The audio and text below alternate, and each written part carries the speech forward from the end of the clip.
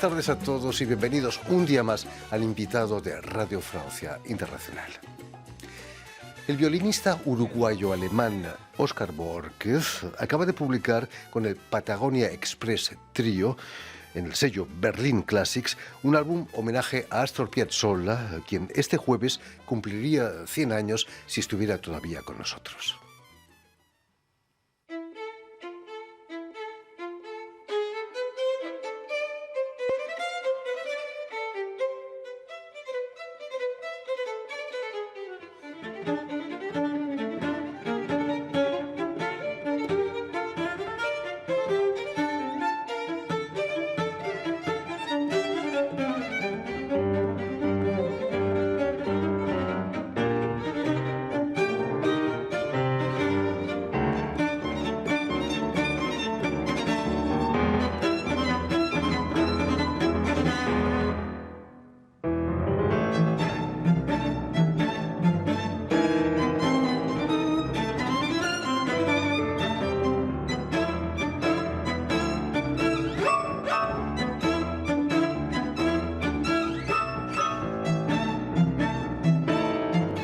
Y precisamente para hablarnos de este álbum y de su brillante trayectoria como violinista, Oscar Borges ha sido tan amable de venir hasta nuestros estudios. Muy buenas tardes, Oscar. Muchas gracias por la invitación. No, sobre todo gracias por haber hecho el esfuerzo de venir hasta nosotros. Un placer. Permíteme que explique ante todo que has nacido en Alemania, hijo de padre peruano y madre uruguaya, ambos músicos. Imagino que tus lenguas maternas fueron el español y la música, ¿no? Exacto, bueno, en casa era la música español, como dijiste, y bueno, en la escuela recién aprendí el alemán, entonces desde el principio bilingüe hasta que hoy día ya hablo 6 idiomas, No está mal. aparte de la música. Es cierto que empiezas a tocar el violín con solo 3 años. Sí, sí. No sabías ni leer ni escribir entonces todavía. No. sea, Pero empiezas- la música, el piano, bueno, ya lo escuché, me imagino, ya antes de nacer, digamos. Entonces era siempre presente y a los 3 años me interesé al violín viendo conciertos en la televisión. Mis padres me dicen, o yo no me acuerdo y directamente, pero mis padres me dicen que vi el concierto de Tchaikovsky tocado por Shlomo Mintz en la televisión y me fascinó tanto que después con los juguetes siempre acabé formar un violín. Y como mi papá tocó en la orquesta de la ópera en Karlsruhe, era fácil para él encontrar con los colegas un violín y un profesor, una profesora para mí. No estaba celoso tu padre de que no quisieses tocar el fagot. Él era fagotista, tu padre. Sí, pero eso nunca fue una En idea. cambio, imagino que Pedro y el Lobo te ponían el disco, porque el fagot tiene un papel importante Ah, es verdad, sí, en claro. Pedro y el Lobo. Claro, claro. Vas a estudiar violín en Alemania, pero también en Estados Unidos, en el Instituto Curtis de Filadelfia. ¿Cómo fue eso de marcharte a Estados Unidos a estudiar? Bueno, yo conocí el profesor con quien estudié en el Curtis Institute, Aaron Rosand se llamaba, que dio masterclasses en Holanda. Entonces yo fui a Holanda, lo conocí durante esos masterclasses y me dijo que vaya a estudiar con él en el Curtis Institute. Y en la época yo no sabía qué tan exclusivo era esa institución. Yo pensé, bueno, yo voy porque conozco el profesor y normalmente uno va a tomar audiciones en varias instituciones, ¿no? Y después, donde te aceptan, bueno, vas a estudiar ahí. Yo solamente tenía una idea, ir a estudiar con entonces yo ni siquiera me inscribí a ninguna otra institución. Yo fui a Estados Unidos desde Alemania, tomé el avión, hice la audición y me aceptaron. Qué lujo, ¿eh? Entonces, Un un verdadero lujo lujo. y bueno. También fue un lujo cuando vuelves a Europa, a Viena, y vas a estudiar con Günther Pichler, que es el primer violín del cuarteto Alban Berg, ¿no? Exacto. Viena, uno cuando vive en Viena está en el centro de la música clásica del mundo. Es claro, es muy inspirador. Ahí todavía se puede visitar la casa de Mozart o el apartamento de Mozart, la casa de Beethoven. Todos los lugares, hay tantos lugares que hacen referencia las a iglesias de Haydn también, ¿no? iglesias de Haydn, apartamento de Haydn. Yo fui también al apartamento de Haydn. Hay tanto, Schubert, Brahms, o sea, es realmente para mí el centro de la música clásica, está muy concentrado en Viena. Vas a pasarte 6 años en Viena, ¿no? Exacto. ¿Qué cambió en ti, Óscar, como músico? Eh, ¿Qué cambió en mí? Una buena cuestión. No sé, Viena, aparte de la inspiración, eh, bueno, ir a los conciertos a la Filarmónica de Viena fue un gran revelación. Yo creo que no es una orquesta única. Eh, Haber tenido la oportunidad con el Cuarteto Alban Berg, escucharlos también, obviamente en Qué vivo. maravilla. Eh, Fueron años de lujo para ver la música en un nivel tan alto como creo que en casi ningún lugar en el mundo. En Viena realmente me ofreció tanto en ese sentido. Hablando de orquestas prestigiosas, vas a volver a Europa y vas a tocar en Londres con la Filarmónica de Londres, nada más y nada menos. Eso fue un hito en tu carrera, ¿no? Imagino. Absolutamente, tuve esta oportunidad en el 2009. Yo viví 2 años en Londres entre 2008 y 2010 y bueno, se dio, tuve el contacto y me ofrecieron este concierto de Mozart en Re mayor, que toqué con esta excelente orquesta. Si has vivido menos de 2 años en Londres, no te dejan tocar en la Filarmónica de Londres, ¿no? ¡Ah! Hay que vivir, hay que pasar por allí, No, seguramente. no, bueno, ahí fue como solista, Claro, entonces fue por un supuesto. evento único, pero hermoso. En la actualidad estás tocando con un violín de un valor incalculable, un Guarneri del Gesù de 1728. Creo que era el instrumento preferido de Paganini, ¿no? Y de tantos otros violinistas. De tantos otros, claro, Paganini era uno de los primeros que lo destacaron y pues después Heifetz, por ejemplo, Isaac Stern, Eugen Isai, bueno, hay tantos famosos violinistas que prefieren justamente este Guarneri del Gesù, que tiene un valor inestimable, obviamente. Hay solamente 120 en el mundo, comparando con Stradivari, donde todavía hay 600 violines, entonces es muy raro encontrar un Guarneri del Gesù, que para mí personalmente también es mi violín preferido, sí, comparando con Stradivari, Guarneri, hay algo más especial para Más mí que profundo, sí, ¿no? Decíamos. exacto. Precisamente una de tus últimas grabaciones la dedicas a las sonatas para violín solo de Bach, contemporáneo de Guarneri.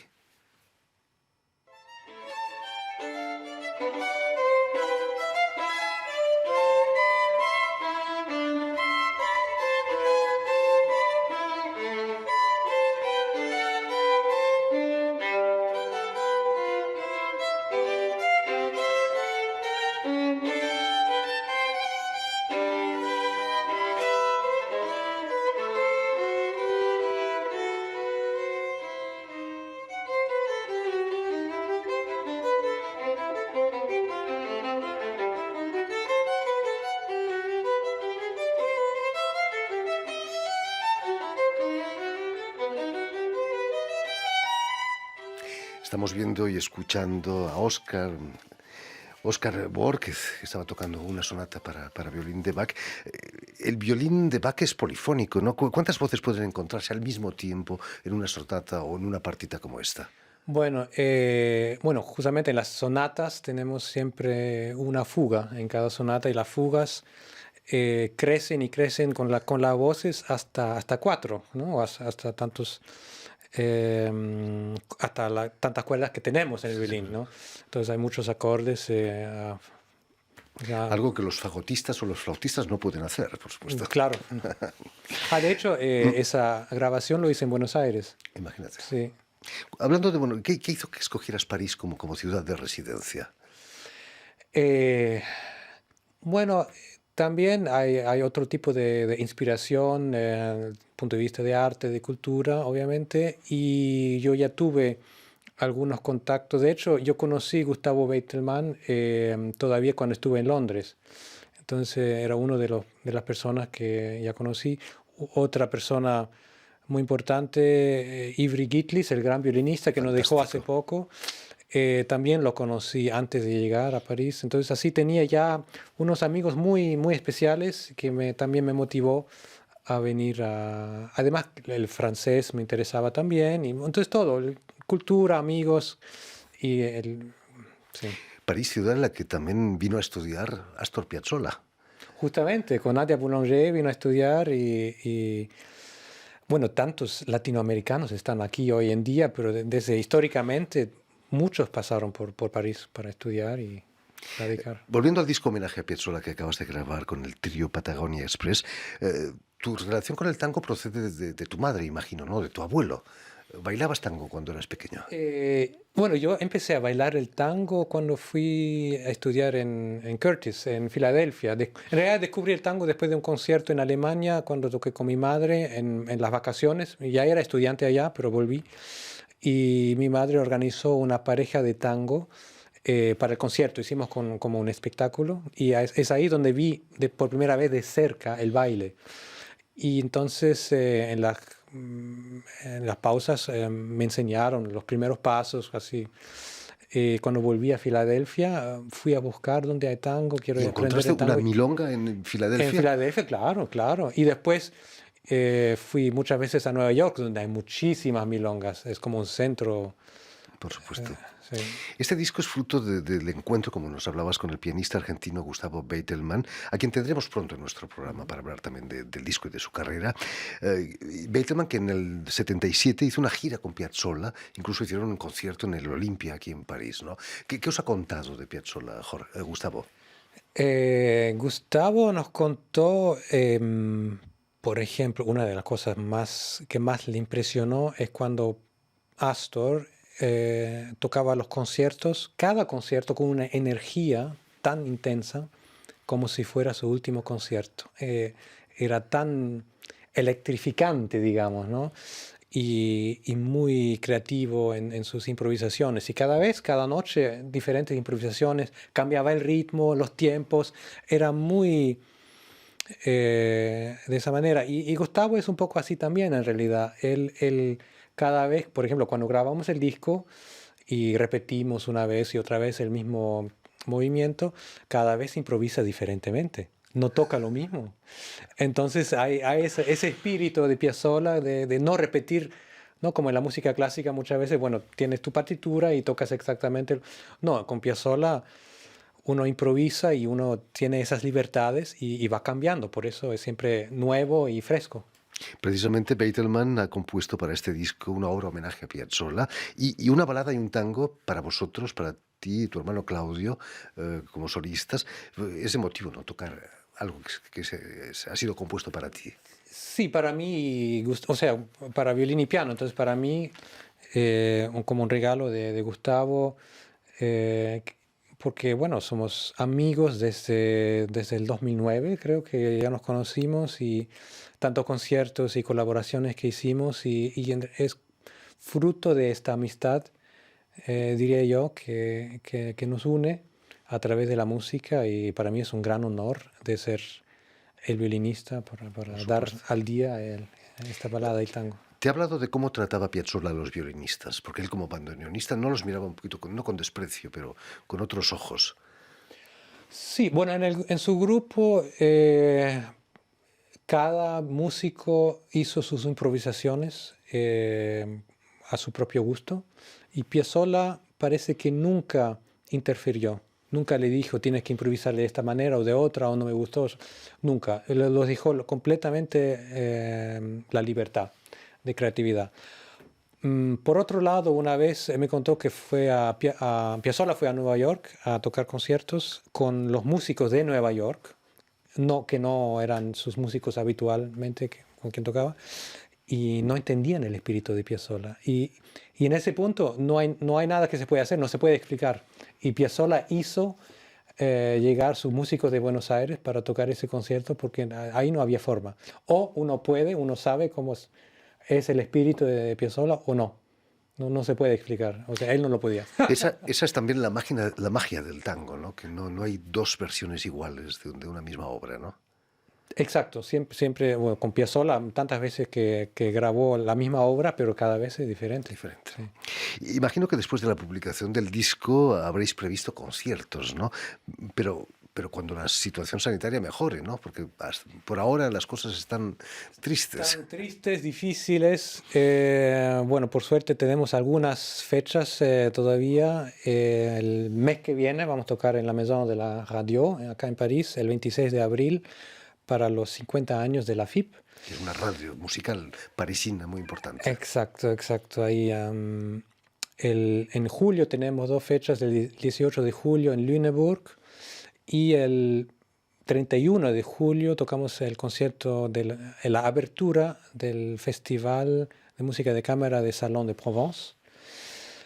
Y después veremos, esperemos que después venga más conciertos. Si el Pero COVID ahora, lo permite, si claro. COVID nos permite, sí. Seamos optimistas. Pero como tenemos la suerte de tenerte aquí, Óscar, no puedo dejarte marchar sin que nos propongas quizás escuchar el maravilloso sonido de tu violín, del Guarneri di Gesù. Lo tienes aquí, quizás. Lo traje acá. Qué maravilla. Exactamente, y para el aniversario del centenario de Piazzolla, naturalmente quiero tocar una obra de Piazzolla. Hay de los 6 estudios de tango, que originalmente en realidad es para flauta, en la partitura dice flauta, o para violín, ¿no? Entonces voy a tocar el estudio número 4. Por favor, tenemos aquí a Óscar Borges y su maravilloso violín de 1728, nada más y nada menos. Bach no conoció a Piazzolla, pero se puede tocar Piazzolla con tu violín. Sí. Óscar Borges.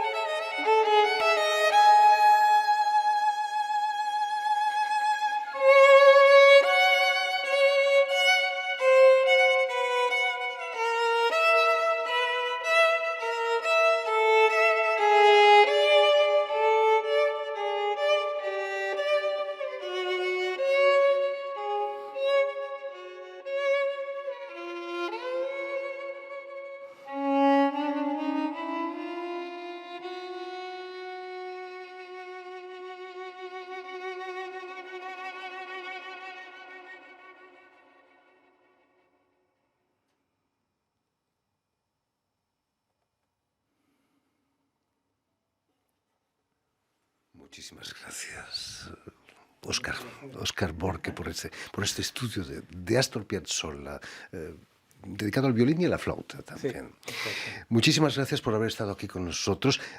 Permíteme que explique que el álbum Patagonia Express Trio con Óscar y Claudio Borquez, con tu hermano al violoncelo, y además de Gustavo Beiteman, ha sido editado por Berlin Classics. Gracias de nuevo. Permíteme también que dé las gracias a Vanessa Loiseau y a Julián Leng, quienes se han ocupado hoy de la realización del programa, claro. y enviar un saludo muy especial a todos nuestros telespectadores que nos siguen en toda América Latina, en Montevideo, naturalmente también, gracias a una cadena internacional que transmite desde Montevideo en Uruguay. Excelente. Para todo el continente. Puedo hacer unas gracias también a la asociación de LATFRAN, porque ¿cómo se dice? En la Semana de América Latina se va a dar a cabo en París, en mayo, 27 de mayo hasta el 12 de junio, me van a presentar con el premio anual este año. Entonces es un gran honor. Y quería decir las gracias a LATFRAN también. Te damos las felicidades por ese magnífico premio. Vendrás a contárnoslo quizás en el mes de junio, a mostrarnos el premio. Sí. Y a ustedes, muchísimas gracias por su atención y les damos cita para una nueva edición de El Invitado de Radio Francia Internacional.